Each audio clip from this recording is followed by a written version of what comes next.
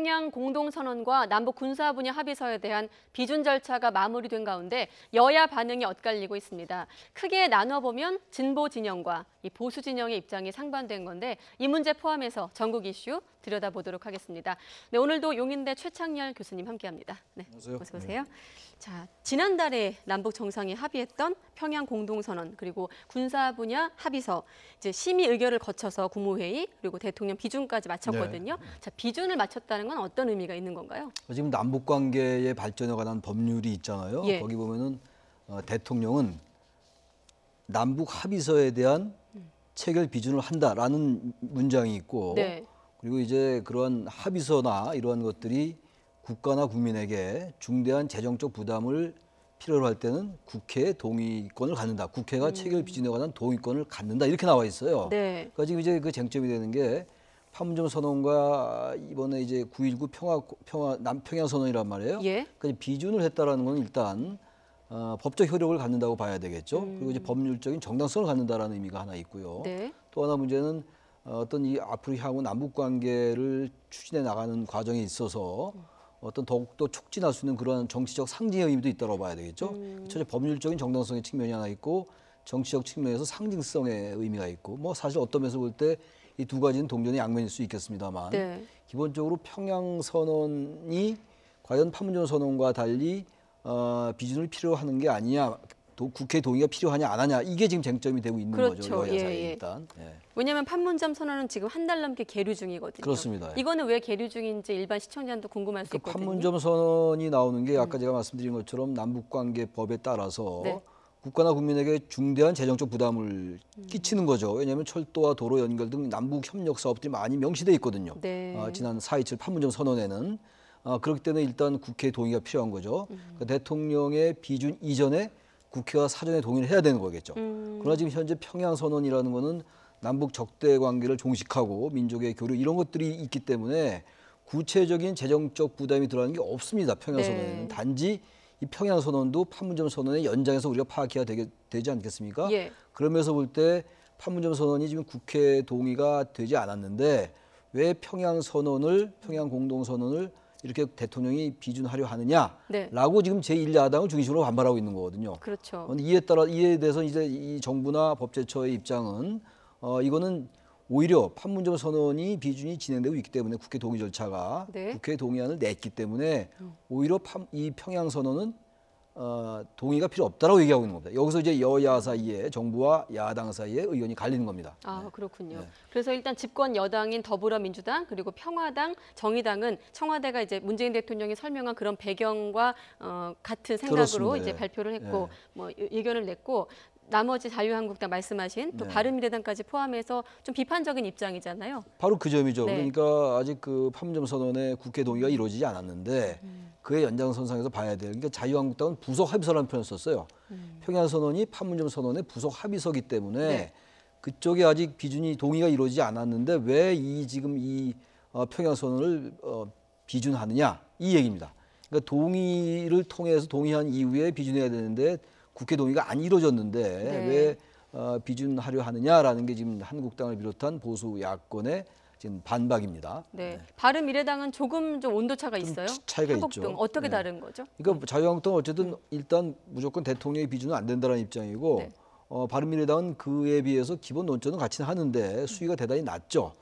전반적으로 볼 때는 반대는 하되 기본적으로 적극적으로 반대하지 않는 이러한 온도차가 분명히 느껴집니다. 바른미래당과 한국당 사이에. 예. 네. 또 법제처에서 군사합의서는 국회 동의가 필요 없다고 유권 해석을 내린 점도 그렇습니다. 네. 이 법제처가 얘기한 건 그거죠. 판문점 선언이 지금 진행 중에 있기 때문에 국회의 동의 절차가 아직 뭐 사실상 논의는 안 되고 있죠, 물론. 네. 그러나 국회 동의안이 제출돼 있기 때문에 평양 선언은 굳이 국회 동의를 받지 않아도 된다. 대통령이 그냥 비준하면 된다라는 게 법제처 유권 해석이었고 네. 이에 따라서 이제 오늘 문재인 대통령이 국무회의 심의를 거쳐서 이제 내일 정도 비준하지 않겠냐 이렇게 보는 겁니다.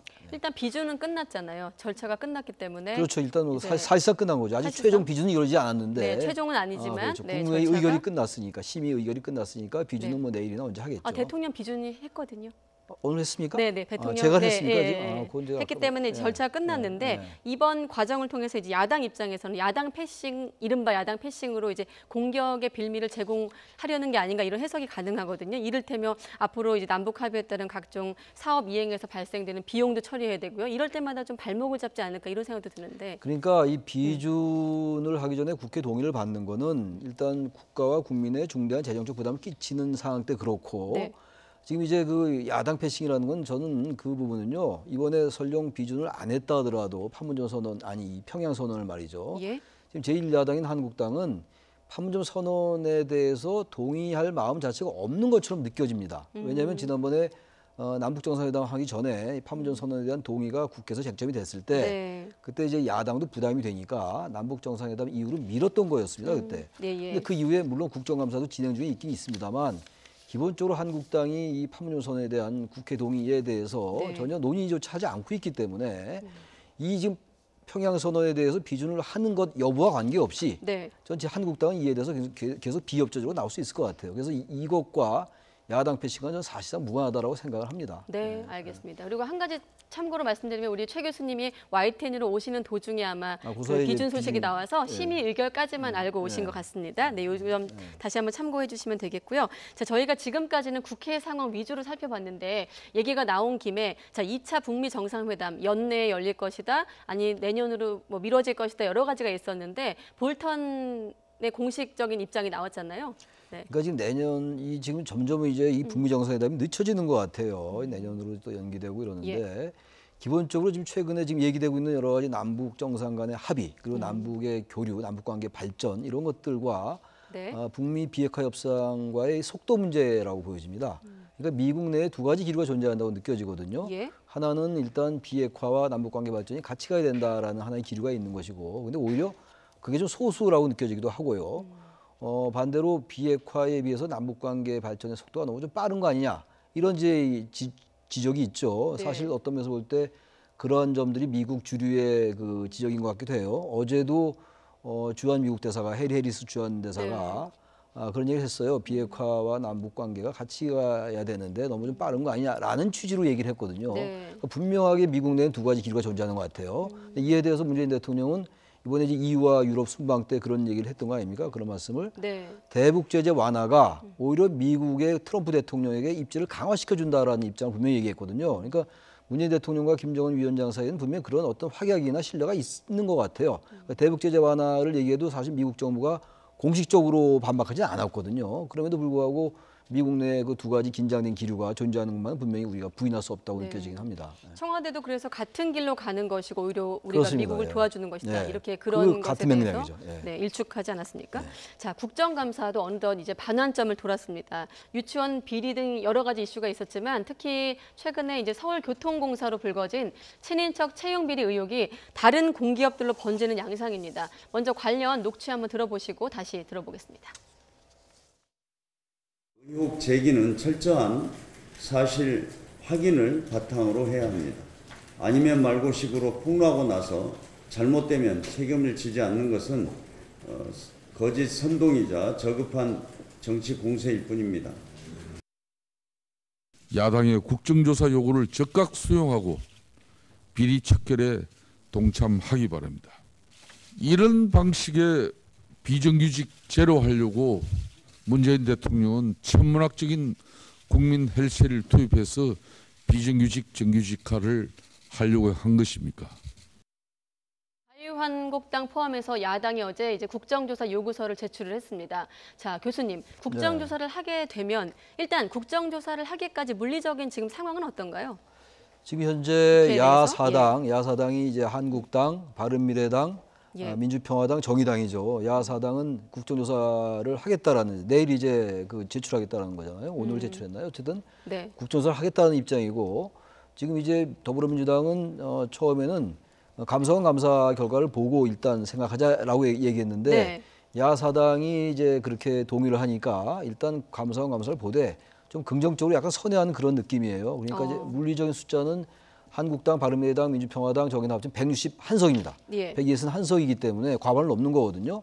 그러니까 4분의 1, 국회 제적의 4분의 1 이상이 국정조사를 요구하고 네. 국회에서 출석 의원의 과반수가 찬성하면 국정조사가 이제 합의가 되는 거죠. 근데 기존의 대체적인 관례는 여야가 합의할 때 국조가 이루어졌어요. 근데 지금 네. 이 상황 속에서 정확히 예단하기 어렵겠습니다만 감사원 감사 이후에 아마 더불어민주당도 국정조사를 합의할 가능성이 높아 보입니다. 지금 이제 그런 점에서 저건 물리적으로 볼 때는 숫자로 볼 때 뭐 전혀 문제가 없어 보입니다. 일단 그 그렇군요. 부분은요. 예. 네. 그럼 열리게 된다면 어떤 점들이 쟁점이 될까요? 그러니까 지금 가장 큰 국정조사에서. 쟁점이 지금 이제 무기계약직에서 비정규직으로 왔다가 비정규직에서 정규직으로 전환된 것이 쟁점이 돼 있잖아요. 근데 네. 특히 이 부분이 서울교통공사, 서울시 산하의 서울교통공사의 임직원의 친인척의 문제예요, 지금. 그래서 1,285명이 정규직으로 전환이 됐는데 그중 108명이 노조 그리고 임직원의 친인척이다라는 네. 이제 그런 그 하나의 팩트로 나와 있는 거예요, 지금.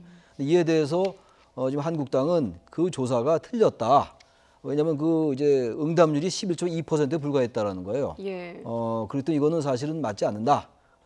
근데 지금 이 교통공사나 서울시 측은 11.2%가 아니라 99.8%가 다 동의한 거다. 응답했던 거다. 이게 쟁점이에요, 일단. 네. 그래서 지금 한국당의 입장은 11.2%밖에 안 됐다고 보기 때문에 거의 90% 이상이 되면 지금 108명이 아니라 거의 1,080명이 될 거 아니냐. 10배가 늘어나니까. 네. 그게 하나 큰 쟁점이라고 일단 볼 수가 있죠. 가장 그게 팩트가 어느 게 맞느냐의 문제인데 이건 지금 이제 한국당의 주장과 서울시 또는 서울교통공사의 주장이 전혀 상반되고 있어요. 그러니까 이런 점들이 일단 국정조사에서 확인이 돼야 되겠죠. 네.